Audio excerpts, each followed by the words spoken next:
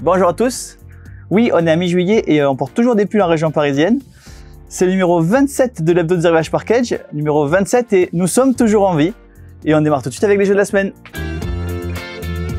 Et on démarre tout de suite avec Blitzkrieg. Blitzkrieg, c'est un jeu de Paolo Mori, qui est un auteur italien, qui est surtout connu parce qu'il a fait Augustus, mais aussi Unusual Suspect, c'est un jeu qui est mon coup de cœur perso, mais aussi Libertalia, la version à la chute de Rome de Pandémie, et puis quelques autres comme Fairy Tales In, qui est sorti il y a pas longtemps, dont je vous parlais dans une vidéo, mais aussi Via Magica. Bref, un auteur qui est assez prolifique. Ici avec Blitzkrieg, il nous fait un jeu qui résume la Seconde Guerre mondiale en 20 minutes pour 2 joueurs. C'est un jeu qui est assez bien classé puisqu'il est sorti il y a quelques temps déjà à l'étranger.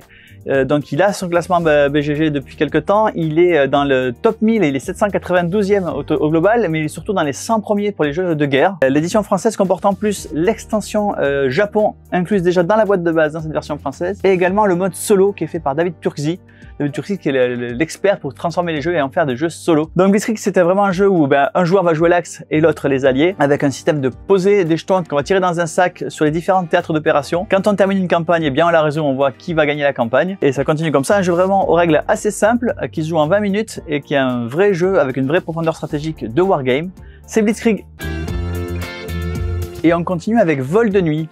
Vol de nuit, ça dit peut-être quelque chose à certains d'entre vous, puisque c'est un roman d'Antoine de Saint-Exupéry. Et bien c'est bien ce roman qui a donné l'idée de ce jeu. En fait, c'est une bande de copains qui étaient au lycée ensemble, qui ont étudié ce roman au lycée. Il était au programme officiel, ils ont été obligés de le lire et finalement ils ont tellement aimé ça qu'ils ont décidé beaucoup plus tard d'en faire un jeu. Vol de nuit, c'est un jeu coopératif. Évidemment, l'objectif est que l'avion qui est dirigé par l'ensemble des joueurs arrive au bout de la nuit et arrive jusqu'à l'aube, et que l'espoir du pilote tiennent jusqu'à l'aube. C'est un jeu également qui est extrêmement modulable puisque les tuiles de départ sont placées et on peut changer les tuiles. Il y a 6 tuiles recto verso, donc on peut combiner, on peut faire des vols plus courts, des vols plus longs. Il y a tout un tas de mécaniques différentes qui vont s'appliquer aux différentes tuiles. Bref, c'est un jeu basé sur le roman de Saint-Exupéry, extrêmement joli et coopératif, c'est Vol de nuit.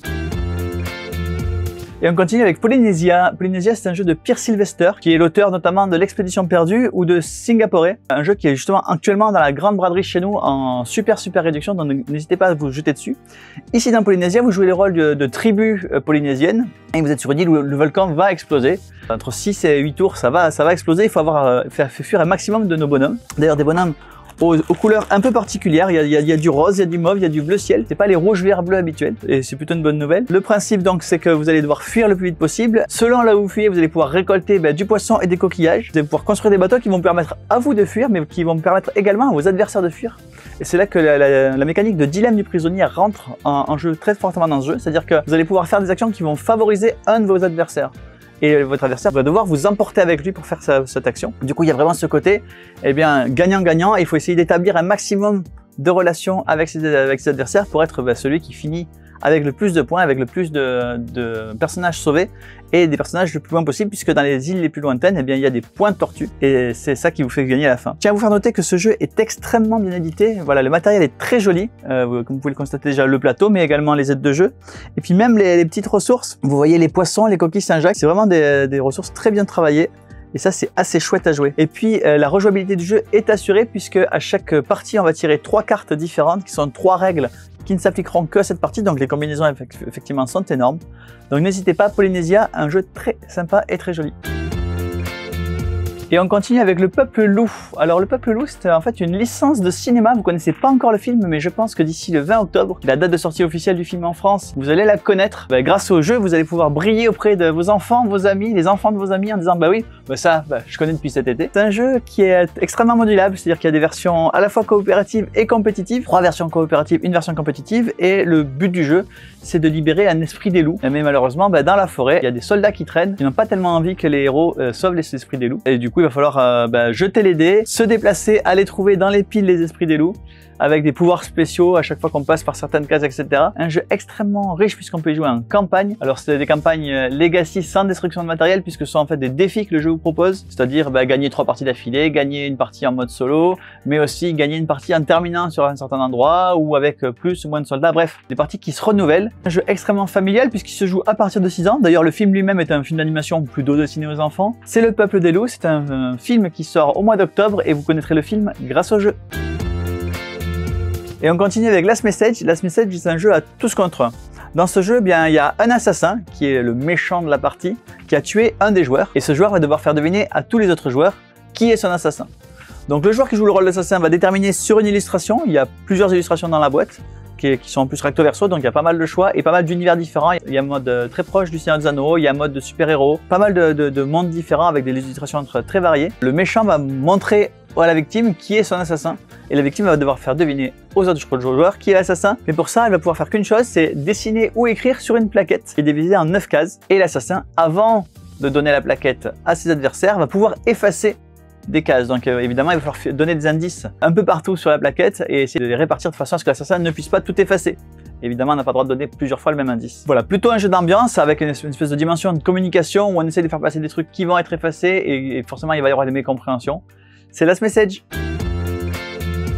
Et on continue avec Drawbot. Drawbot, c'est un roll and write, c'est-à-dire que vous allez jeter des dés et écrire sur une feuille de papier le résultat de votre jet de dés. Il va y avoir un joueur actif qui va jeter les 4 dés et qui va choisir un des dés pour lui, sachant que les 3 autres dés sont accessibles à tous les autres joueurs. Et vous allez devoir construire des robots. Donc il y a les 4 dés qui correspondent à 4 parties du robot qui sont la tête, les yeux, le nez et la bouche. Et vous avez des commandes avec des clients qui veulent un robot bien particulier. Donc vous allez essayer de remplir la commande du client au mieux possible en dessinant le bon œil, le bon nez, la bonne bouche et la bonne tête. Mais évidemment, c'est pas si simple que ça parce que les autres vont faire de même. Si vous pouvez rien faire, vous avez le droit de passer votre tour pour prendre de l'énergie. Et avec 2 énergies, vous pouvez dessiner la forme que vous voulez. Ou avec une énergie, vous allez pouvoir tourner votre dessin d'un quart de tour pour préparer votre deuxième robot, puis votre troisième, quatrième. Vous pouvez tous les faire en même temps ou au contraire en terminer un avant de passer au suivant. Ça, c'est votre stratégie. C'est Drawbot. Et on continue avec un petit jeu très rapide et qui tient dans le sac à dos et qui ne demande pas beaucoup de place pour être joué, c'est Spy Kids. Le principe de Spy Kids, il est simple, vous avez des cartes avec 5 illustrations sur un côté, 5 illustrations de l'autre, et il y en a une qui diffère, et le jeu est tout simple, vous devez mémoriser le contenu de la carte, et quand vous la retournez, c'est le premier qui trouve quel dessin manque qui remporte la carte. Voilà Spy Kids. Et on continue avec la réédition de Kemet. Kemet, c'est un jeu qui est sorti il y a presque 10 ans, en 2012, et qui est d'ailleurs 110e sur le classement BGG. Au bout de 10 ans, ils se sont dit qu'il fallait revoir le jeu. Et voilà, le Kemet Blood and Sand. C'est le même jeu, mais complètement revisité, c'est-à-dire qu'ils ont légèrement simplifié les règles et réécrit les règles, changé les illustrations, changé les figurines, parce que c'est un jeu qui est assez lourd en figurines, et ils ont également changé les cartes pour les rendre un peu plus agressives. Bref, un jeu qui vous transporte dans l'Égypte antique où vous allez jouer le rôle d'un dieu, puis alors vous allez vous affronter avec l'aide de créatures fantastiques, des scorpions, des sphinx, des oiseaux de feu, bref, plein de choses. C'est Kemet Blood and Sand.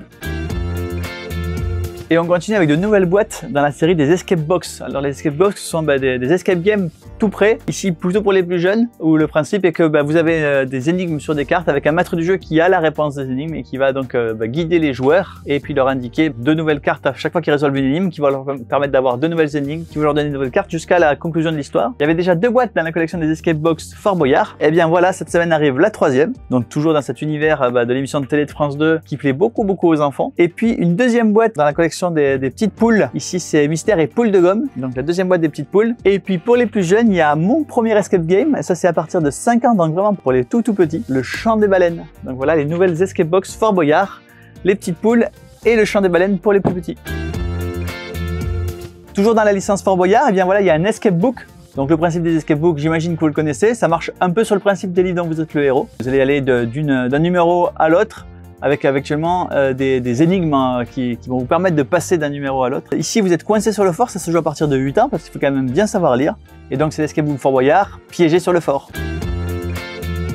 Je vous avais parlé il y a quelques semaines déjà des escape books VR, donc en réalité augmentée avec un téléphone. Vous avez dans la collection le Château de Chambord et le Pic du Midi. Et bien voilà un 3e tome qui arrive, qui se passe au Palais des Papes à Avignon. C'est le même principe avec toutes ces énigmes qui vont s'enchaîner. Vous êtes toujours un agent secret qui va faire des voyages temporels. Ici, évidemment, vous allez dans le Palais des Papes à Avignon au moment où il y a des papes dans ce palais. Après le Pic du Midi, après le Château de Chambord, le Palais des Papes.